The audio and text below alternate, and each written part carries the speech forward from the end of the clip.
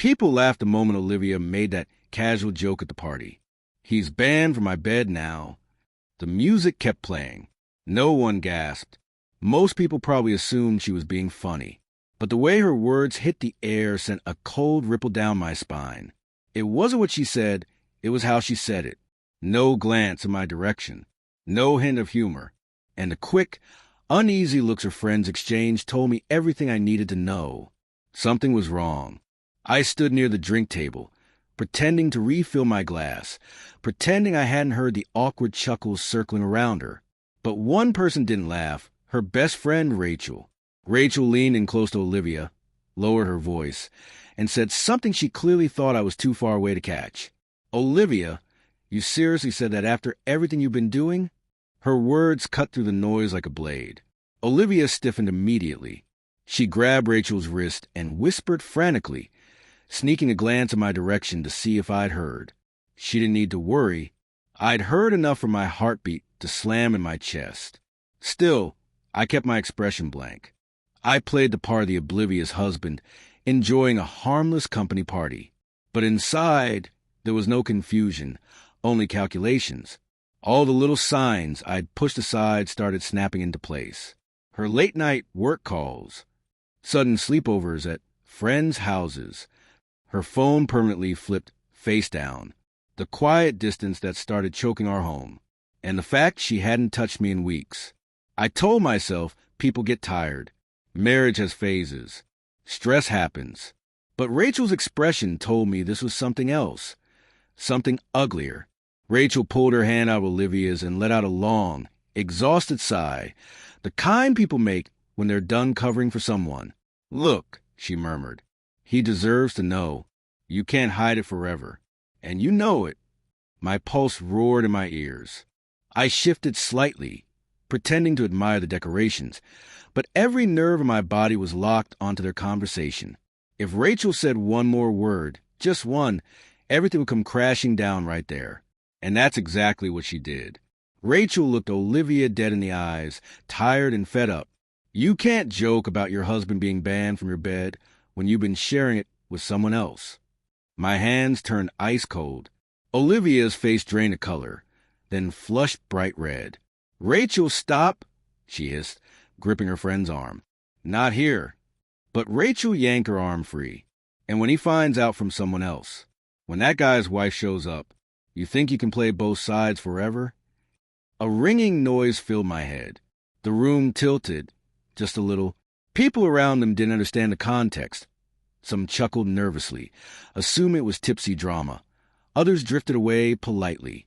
But I heard every word, sharp and unmistakable. Rachel wasn't guessing. She knew. And Olivia's silence, that was a confession I never asked for. I stepped away from the table, forcing my breathing to steady. My instinct was to confront them right there in the middle of the sparkling, decorated room. But something inside me shifted. A calmness, not peace, but cold, precise clarity settled in. If she had betrayed me, I wasn't going to explode. I wasn't going to plead or demand answers. And I sure wasn't giving her the satisfaction of seeing me break. I walked toward them. Rachel saw me first. Her expression softened as if she pitied me. Olivia swallowed hard and threw on a stiff, fake smile. "There you are," she said too brightly. "We were just talking." "About me?" I asked. "Or about your bed?" Olivia froze. Rachel closed her eyes like she knew this moment couldn't be avoided. I didn't yell. I didn't accuse her publicly. I simply looked at Rachel and said, "Go on. Finish what you were saying." But Rachel stayed silent this time. Olivia grabbed my arm, laughing thinly. "Can we talk outside? Please." That's when it clicked. She wasn't trying to save me from embarrassment. She was trying to save herself. So I nodded, letting her believe she still had the upper hand. She led me out into the quiet hallway, where she thought she could control the truth she'd been burying for months. But she had no idea I already had my own truth waiting for her. The hallway outside the banquet room was dim and hushed, the music inside muffled behind the doors.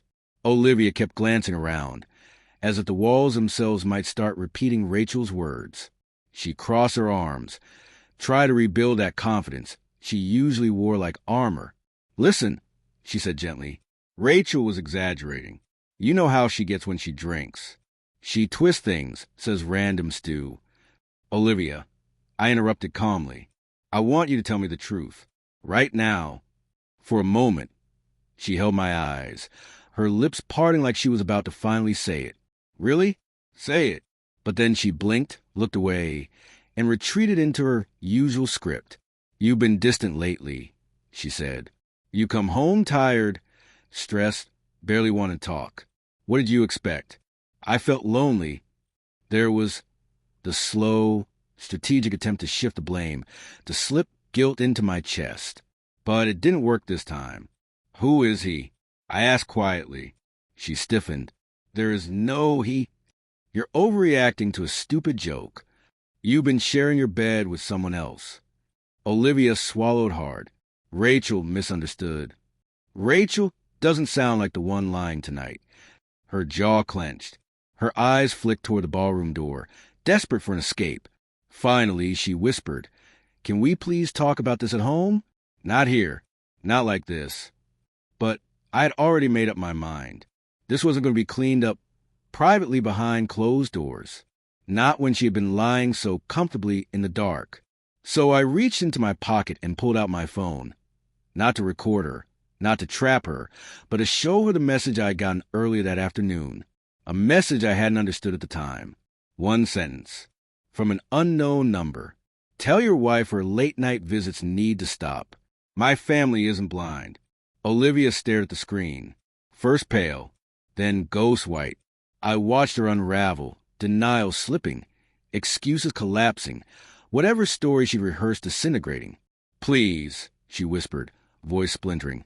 Let me explain. But I wasn't angry. I wasn't yelling. I wasn't even hurt anymore. I was just done. Explain, I said quietly. No, I think you've already said enough. Then I turned and walked back toward the banquet room, leaving Olivia alone in that dim hallway, holding the truth she never thought would catch up to her.